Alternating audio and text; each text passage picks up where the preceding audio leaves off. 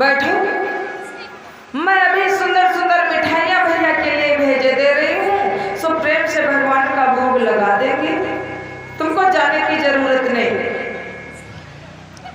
कमला की ननद कहने लगी, बोली भाभी सुनियो तो ननद, मेवा मिष्ठान खाएंगे, केवल सूखी रोटी का स्वामी मेरे भोग लगाएंगे, मेवा मिष्ठान कुछ नहीं खाएंगे बहना,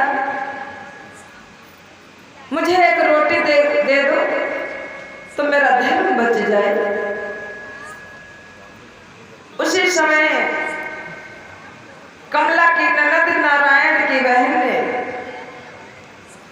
रोटी दी कही बही नयन की धार, कमला ने रोटी ली घर घर इसी प्रकार।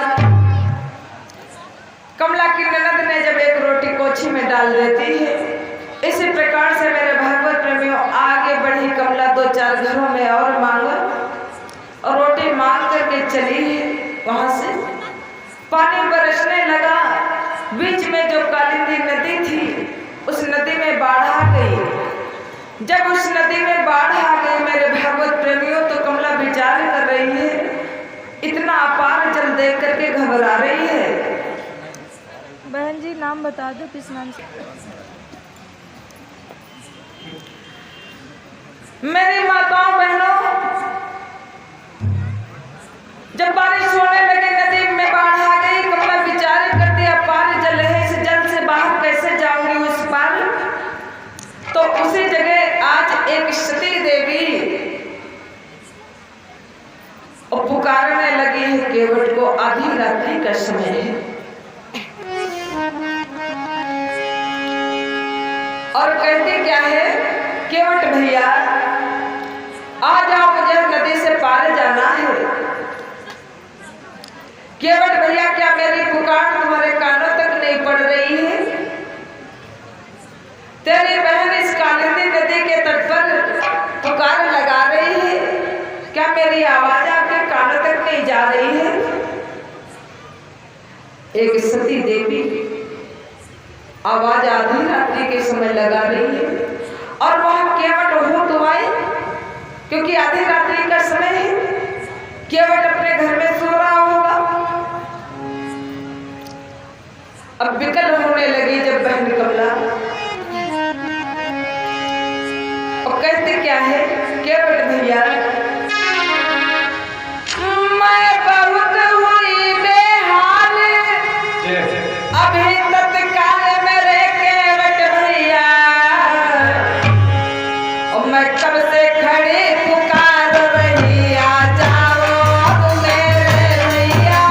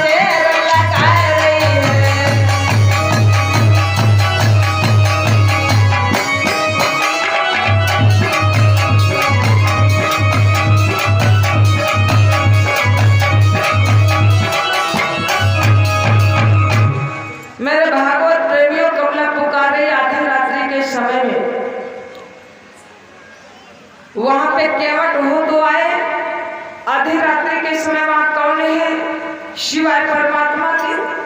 भगवान समझ गए कि मेरा भक्त आवाज लगा रहा है, क्योंकि सती देवी बुला रही है केवट को, लेकिन ध्यान परमात्मा की तरफ। जब करुण भरी पुकार भगवान कन्हैया के कान में पड़ी, तो उसी समय भगवान श्याम सुंदर ने क्या किया है, केवट बन आए श्री कृष्ण, है सिर पर पगड़ी बांध लिया।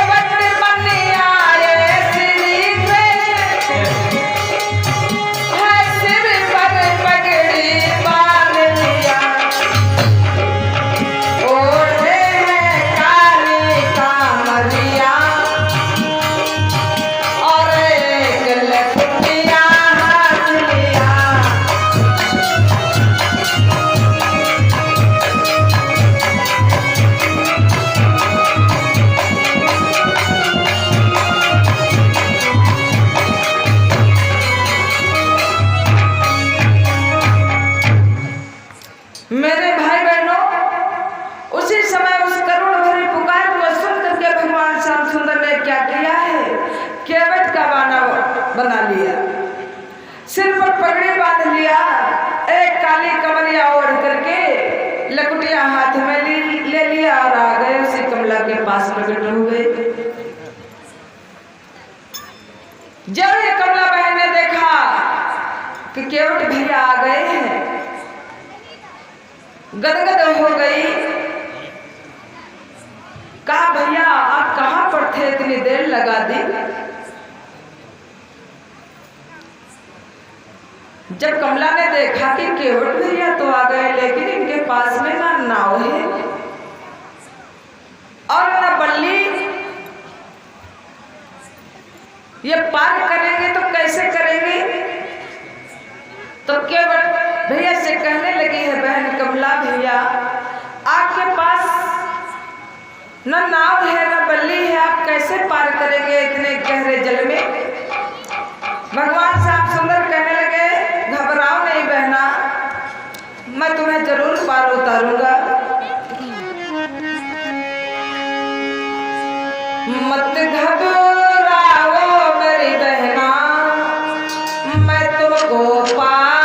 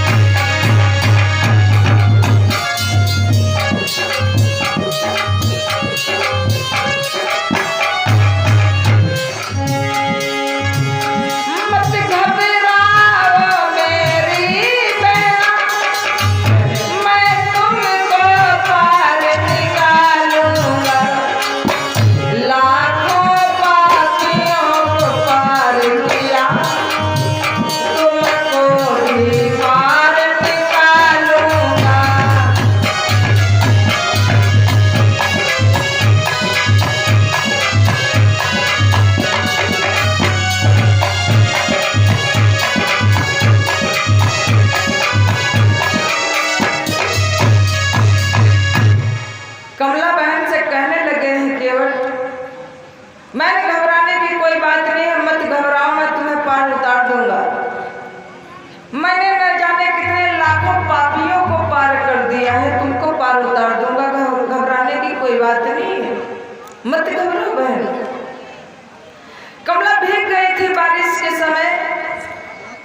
भगवान केवट के रूप में बहन कमला से कहने लगे, बहन तेरी साड़ी भीग गई है, तुझे ठंडी लग जाएगी, शीत लग जाएगी। अपने अचला को दिया और कहा, बहन इसको पहन लो। कमला ने भगवान के केवट का अचला पहना। उसी समय भगवान श्याम सुंदर केवट के रूप में बहन कमला को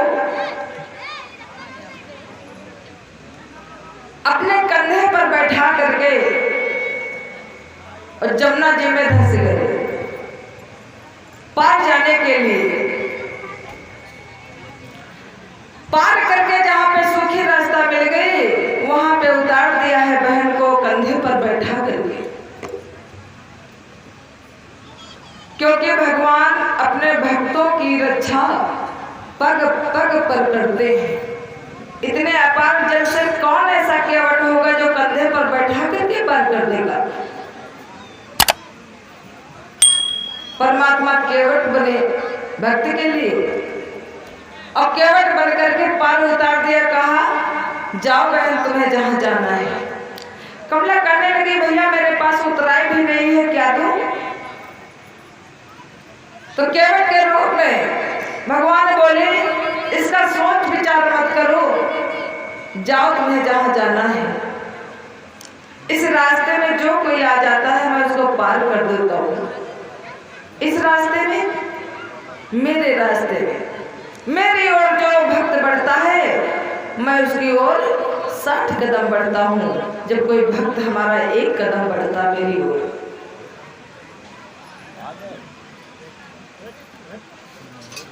कमला पार हो गई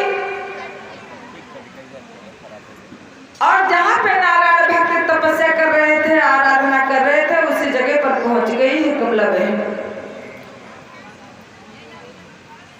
कहा स्वामी लो पहले भोजन करो, उसके बाद में भजन करो, मैं रोटी मांग करके ले आई हूं।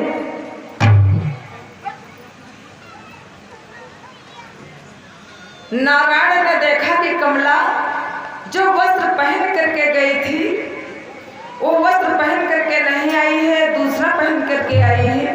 और आधी रात्रि के समय इसको नदी से किसने पार कर दिया? नारायण भक्त समझ गए, क्योंकि भगवान में लीन थे, आराधना कर रहे थे।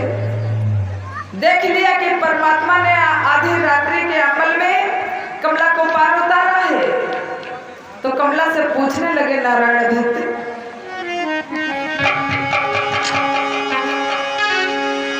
बोली कमला सुन प्राणपति, केवट ने पार लगाई है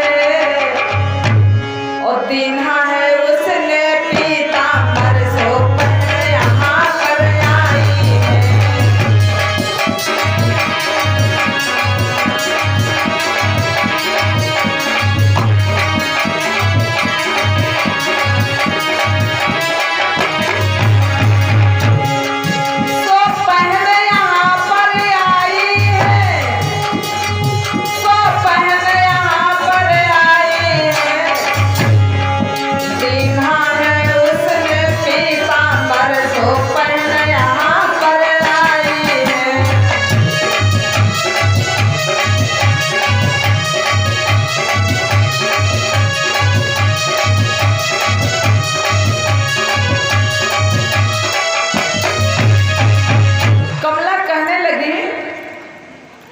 स्वामी आधी रात्रि के समय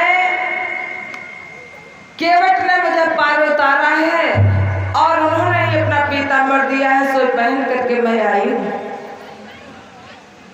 नारायण ने सोचा कि आधी रात्रि के समय किसने पार कर दिया। नारायण कहने लगे सुन कमला धर ध्यान, बिन केवट दर्शन किए कर्म नहीं जलपान। कहा कमला सुन लो, जब तक तुम्हारे केवट भैया आकर के मुझे दर्शन नहीं दे देते तब तक मैं भोजन पानी कुछ नहीं करूंगा। अब लो इतनी कठिनाइयां झेल करके आज बेचारी मांग करके भीख मांग करके लाती है, लेकिन फिर भी नारायण कहते मैं भोजन नहीं करूंगा जब तक तुम्हारे केवट भैया आकर के मुझे दर्शन नहीं देंगे। आज फिर कमला बहन अपने पति की आज्ञा को सिरोधार्य करके चल देती है और कहती क्या है स्वामी मेरे पति इसी जगह पर होंगे, अभी बुला करके ला रही हूँ। इतना कह करके वो सती बेचारी इतना कह करके चल दीना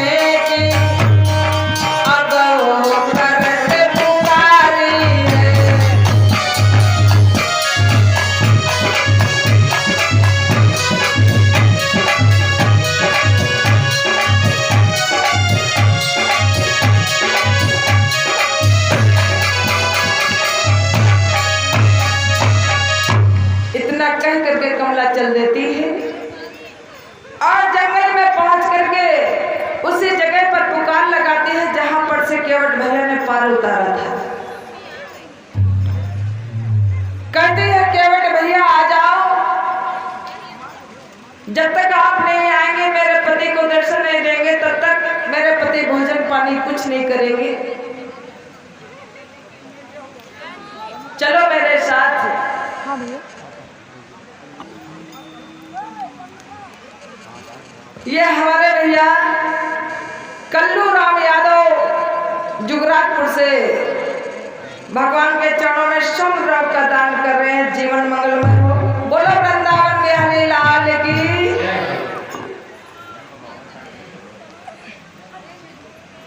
ऐसा कह करके जब चल देती है, अब केवट भैया को पुकारने लगी और कहती क्या है?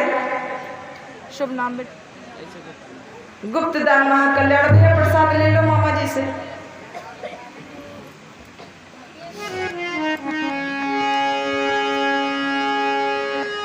केवट भैया को पुकार रही, वो देखो अबला नारी है,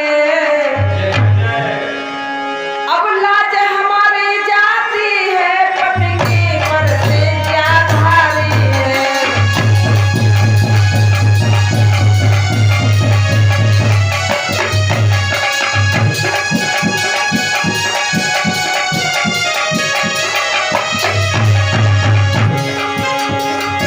पति की परती क्या भारी है, पति की परती क्या भारी है, अब लाज हमारी जाती है, पति की परती क्या भारी है।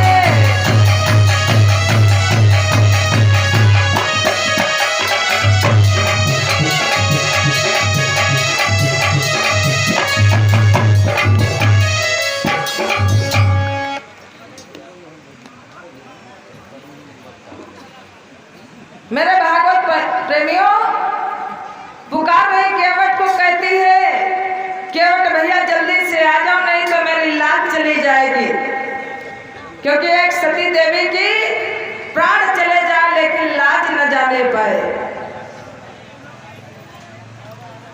आकर के मेरे पति को दर्शन दो। जब केवट भैया नहीं आए, क्योंकि वहां पर कोई केवट तो था नहीं, भगवान बन करके पार लगा दिया, फिर अंतर ध्यान हो गए और कहते क्या है? केवट भैया तेरे दर्शन की मांग रही हूँ भीख, और पति से पहले अब मुझे मरना अब है ठीक। कहते हैं केवट भैया मैं तुम्हारे दर्शनों की भीख मांग रही हूँ, अगर आप नहीं आओगे तो मैं इसी जगह पर अपने प्राणों को त्याग दूंगी, वापस नहीं जाऊंगी पति के पास। जब केवट भैया नहीं आए, क्या करती है एक सती देवी? कस लिया कमर को साड़ी से, वो देखो सती बिचारी है, अब पर्वत के ऊपर जा पहुंची, वो मरने के हितकारी है।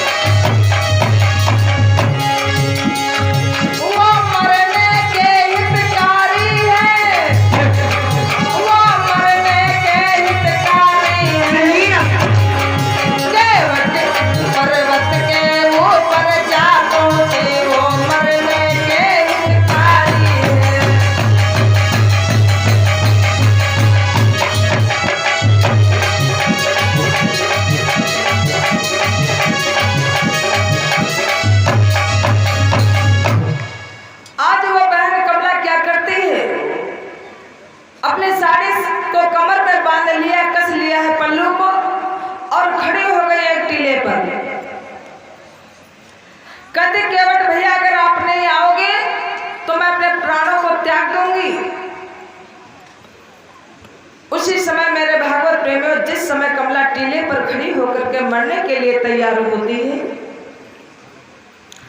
हे जगदीश दीन बंधु अद्भुत है तेरी माया, और बन बन में ढूंढ के हार गई, केवट भैया को नहीं पाया। का वन जंगल में न जाने कितनी जगह मैंने ढूंढा, लेकिन केवट भैया नहीं मिले, इसलिए मैं वापस नहीं जाऊंगी, प्राणों को दे दूंगी। और जो ये मरने के लिए आगे बढ़ती है कमला बहन, जो कमला आगे बढ़ी मरने के लिए कगार, त्यो ही एक आवाज है आया तुरंत पुकार।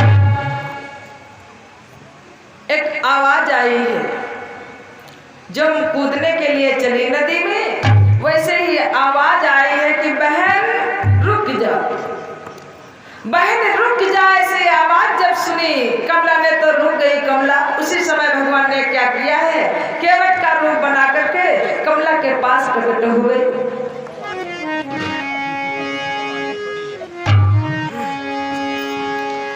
क्योंकि भक्त जब पुकारता है तो भगवान को आना पड़ता है, लेकिन श्रद्धा और विश्वास के साथ। ऐसे हम रोज पुकारे तो परमात्मा नहीं आएगा। अब केवट भैया जब आ गए भगवान केवट के वेश में, कमला ने देखा तो हर्षित हो गई, खुश हो गई, आनंदमय हो गई, भैया मेरे आ गए। केवट को देख तुरंत कमला अब गदगद बैन सुनाया है।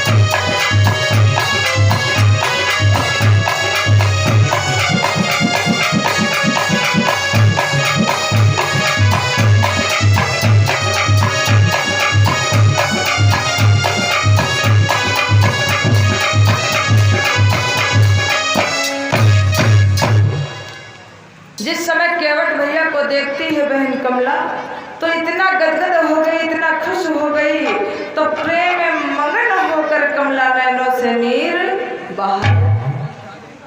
कमला के नैनों से नीर बहने लगी, आंसू बहने लगे। वो आंसू कैसे बह रहे हैं, प्रेम के आंसू, जो देखा भगवान को केवट के रूप में। कमला कहने लगे, भैया इतनी देर हो गई, कहाँ पर थे, सारी रात हो गई पुकारते पुकारते, चलिए मेरे साथ पति को दर्शन दीजिए। केवट के रूप में भगवान कमला के साथ जाते हैं। आगे आगे कमला, पीछे पीछे केवट चले जा रहे हैं। कहाँ, जहाँ पे नारायण भक्त तपस्या कर रहे थे, आराधना कर रहे थे भगवान की।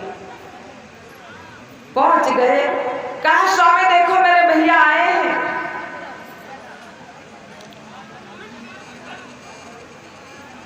कमला कहने लगी, स्वामी नेत्रों को खोलो, देखो मेरे भैया आ गए, दर्शन कीजिए। तो नारायण भक्त आंखें नहीं खोल रहे हैं और कहते क्या है, सुनो कि जमुना के केवट बन आए, और प्रभु तुम करुणायन सुनो।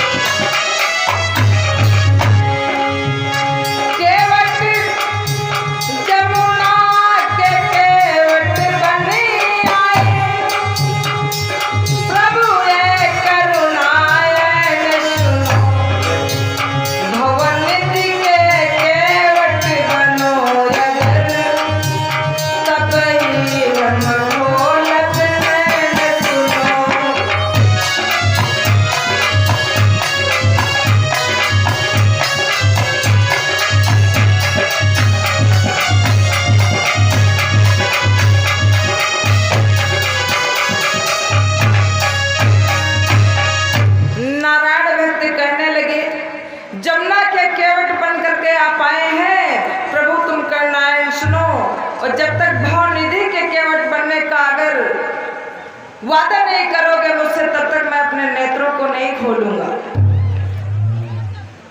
मुझे वादा करो